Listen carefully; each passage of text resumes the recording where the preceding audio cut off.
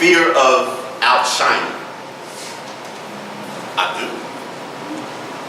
You have a fear of outshining. I do. What's that? That was my feeling as I read the book, The Big Leap by Gay Hendricks. Because as Gay Hendricks in that book talks about things that keep us from operating in what he calls our zone of genius. And one of those is something that's called the fear of outshining. And I read through the other reasons that he listed, but the one that was the most poignant for me, the one that stuck out, was the fear of outshining. And I immediately went back to the 6th grade. My teacher, Miss Ginsler, who was trying to motivate our class to do better in our work. And so she said, I'm going to issue you a challenge. She said, I'm going to give you a big test at the end of the next 2 weeks. But leading up to that test, every day, we're going to go over the information that's going to be on the test. Every day, we'll review all of the things that we need to know. Everything for the next 2 weeks will be devoted to taking that test. So as she started to go through the material, I didn't really take notes. I was doing other things because she had sparked in me at that time a desire to write poetry. For most of the time that she was lecturing, I was writing poetry. So the time for the test came. We took the test. We were all excited because she really built it up. And she said, when the test is over and I get to grade them, I'm sure that we'll do well and we'll probably have some type of party and all of that. So we were looking forward to the party when we got back to class the next week. And so we walked in the classroom that morning thinking about what she probably would have for the party. And we noticed no decorations, no food, no refreshments, nothing. And so we saw Miss Ginsler's face and it looked very somber. And so as we sat down and started the morning, she said, I really don't know what to say. Because I'm really disappointed. I thought that going over all of this information, the 2 weeks of telling you that was going to be on the exam, that you all would do better. She looked around the room. She said, the highest grade on the exam was a D. One person got it. Everybody else failed. People in the classroom looked at me because I was one of the smart people in the class. So she passed out the exams.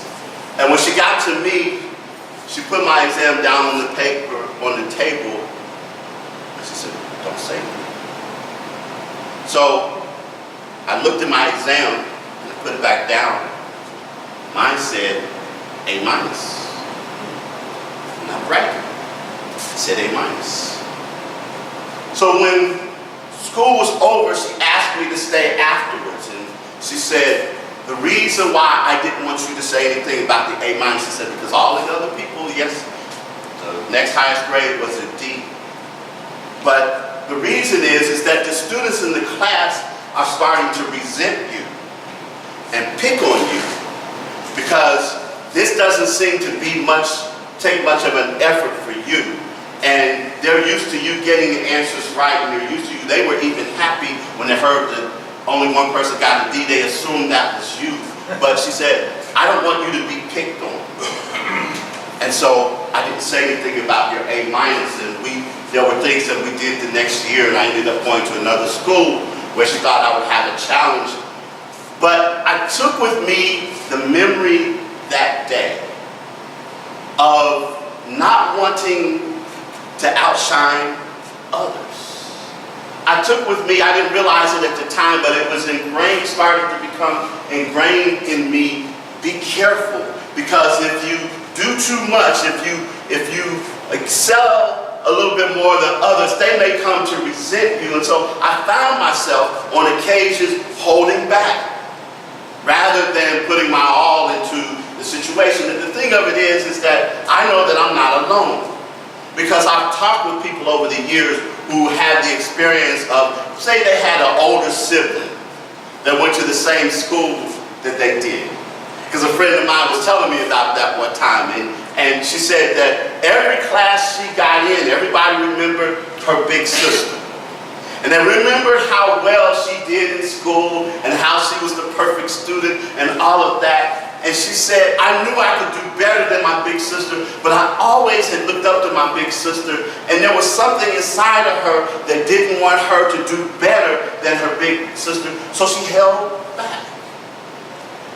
I remember a conversation I had with the principal here in Memphis in one of the neighborhoods, one of the high schools, and she talked about when there were students that were at her high school when they would get ready to graduate, and many of them had gotten athletic scholarships and some of them academic scholarships and things like that. And she would encourage them. She said, I hate to do this, but many of them, I would tell them, when you have your break at school, don't come back home. Find a reason to stay at school. She said, because I've seen so many of them that when they go off to college and they start doing that and they come back to their old neighborhoods, there are people in the neighborhood that want to bring them down, and they feel a loyalty to their community. And so they end up doing things that we look at and say, how stupid, they got a scholarship, how could they be involved in that? How could they do that? But they didn't want to be looked at as a sellout, so they would have this fear of outshining others. So rather than recognizing all of the things that they had accomplished, they would throw that away just to fit in with the people oftentimes who were there, who had stayed behind, remained behind, and then all of a sudden, their scholarships, all the opportunities would be lost. And when I reflected on that, and I was listening to Michael Beckwith speak, and I heard him say, give yourself permission to be great. And as I heard that, I thought about those instances where in my life, in the life of my friend, the lives of people that the principal had described, I heard all of that, and I thought about the fact that yes, sometimes for some people, it may not be anybody in this room, because you all are here for Open Heart and there's something about you that has you here, but still, there are aspects of our lives and of our history and of the things that we do where somehow maybe something has urged you not to give your all, not to put all of who you are into everything that you do. Something that might do that. It might not be someone that told you that you need to step back so that others won't feel bad, or those kinds of things. It might be that because of maybe where you were born. It might be because of maybe how you have a certain outlook on life. It may be whatever it is that you choose about yourself, that sometimes something pushes you to say, I'm not going to live to my fullest. I'm not going to be the fullest person that I can be. And when I think about that, then the admonition, give yourself permission to be great, rings so true for me, and maybe for you too. Because ultimately, all that we have is who we are. All of the other things that are out there, all of the other things that people are doing and saying and all of that, the thing that I have found over the years, we can spend a whole lot of time being concerned about what other people say and about what other people think. And the thing of it is that so often, once people have made up their minds about you, there ain't a whole lot you can do otherwise. You can try to convince them. You can have evidence in front of them. You can have a PowerPoint presentation. You can have an audio version. You can have cliff notes. You can have all of those things. But a lot of times, once they've made up their minds about you, then it may not be worth the time and effort to try to convince them otherwise. Many of us are familiar with Terry Cole Whitaker's book, What You Think of Me Is None of My Business. And that's true. Because so much of the energy, so much of the time that we place into trying to change other people's opinions of us may not be worth the effort. And ultimately, we want to learn how to live a life where we are free of the opinions of others, whether they be good opinions or whether they be not so good opinions. Because the thing of it is, people can have a good opinion of you today. People can have a good opinion of you today. People can have a good opinion of you today. If I was in another kind of church, I'd stomp my foot. Y'all don't hear me.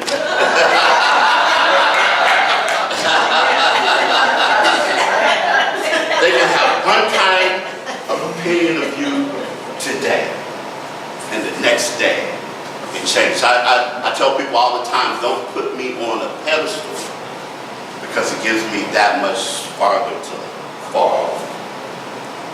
Ultimately, it's about us giving ourselves permission to be great, to live our lives the best we can. Yesterday in rehearsal, we were getting the song that we sang this morning, and we're going to sing it again so it becomes a part of us, because I know that it's new, but I am the place where God shows up. And at the beginning, we were trying to get the words right.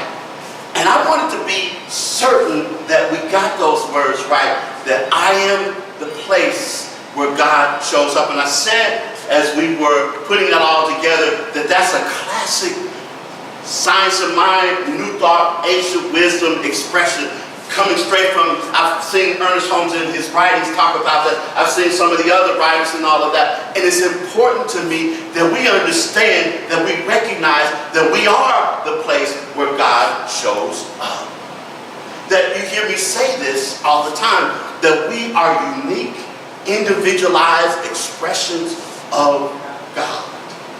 That each of us has God moving in us, God moving as us, God moving through us. And I wanted to be clear that we got those words right, because when you get a hold of what it means to be the place where God shows up, that means that you are obligated, I'll say it, you are obligated to be all that you can, to allow all of God to come forth through you, to get over the fear of outshining. Because again, it's not about other people, it's not about what they think, it's not about what they say, it's about who you are.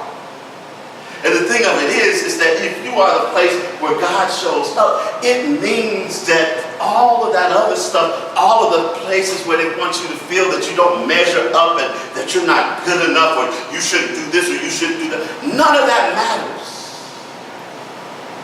because of who you are. That you are that unique, individualized expression of the one, and nothing else matters. Back in my track days long ago, I remember one of the meets that we had, one of our teammates. We had a relay race. We were in the race. It was evident we were not going to come in first. And he was running the last leg of the race. His name was Greg Stone. You can see this video, he can remember too. But he took the baton, he took off running. There were other schools that were ahead of us and everything. So as he got toward the finish line, he started to slow down. And as he did, a runner from another school went past him. And instead of us getting third place, it bumped us down to fourth place. Okay? And I remember very clearly our assistant track coach, Brother Grunish, I went to a Catholic high school, Brother Grunish, running over to Stone and saying to him, "Stone, why did you stop? Why did you stop?" I mean, he grabbed the baton out of his hand, and we thought he was going to hit him with it because he's been known to do that before. But he stood there. "Why would you stop? Why would you stop?"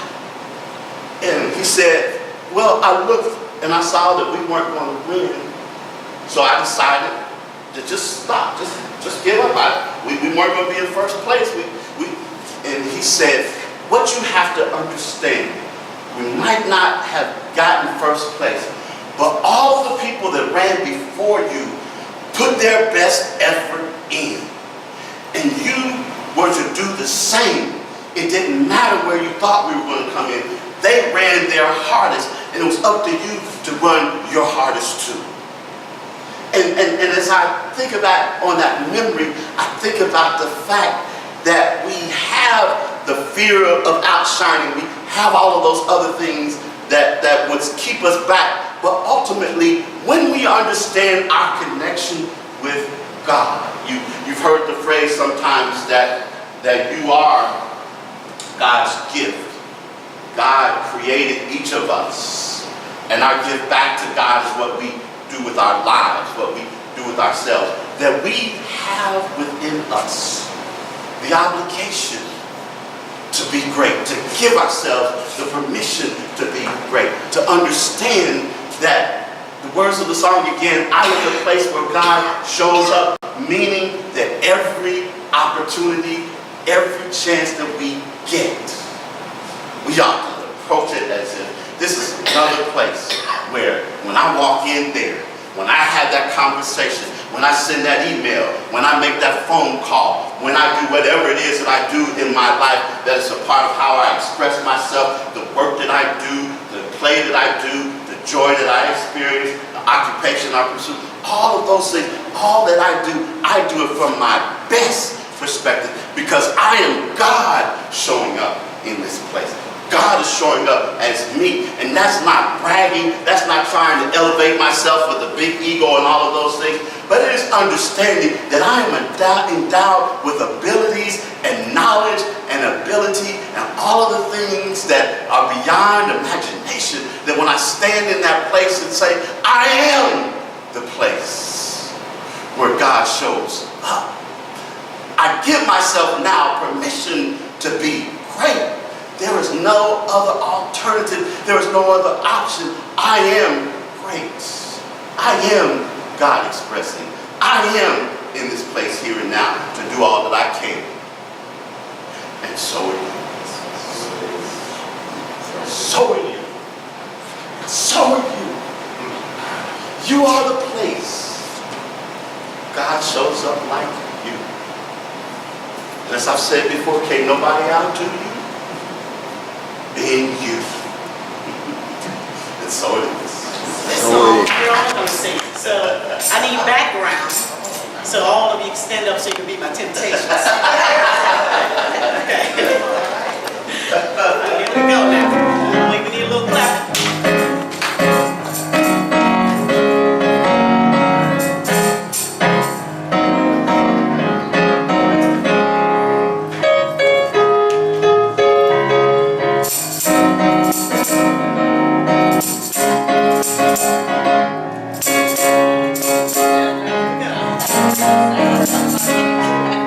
Lay down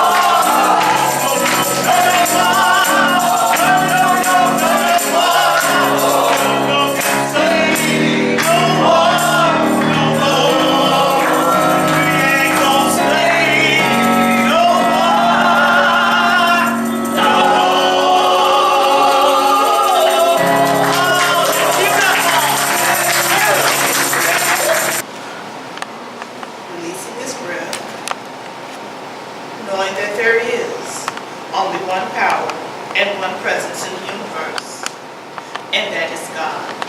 And as each of us embodies all that we have learned today, we take it in, we make it our own, and we simply live from those very truths. We give thanks for all that have participated today. We give thanks for the music, the centering moment, the affirmative reading, the lesson, just all of the beautiful energy each and every person has brought into this space and into this place today. Moving forward, knowing, yes, I am going to dare to be great. And yes, all of those fears of outshining somebody else, they're gone. Letting go of all of those things that stop me from doing the best, being the best. Because whatever other people think of me, it's really none of my business, and I can't please them no way. I'm great. Not only am I the place where God shows up, I want y'all to know that I'm the place where God shows out. Because whatever it is I do, whether I'm talking to somebody on the phone, seeing somebody in the grocery store, driving my car, I'm gonna be me. Uniquely as I am, I'm going to be me. Every day, in every way, I am the place where God shows up and shows out. Releasing, letting go, letting God, and so it is.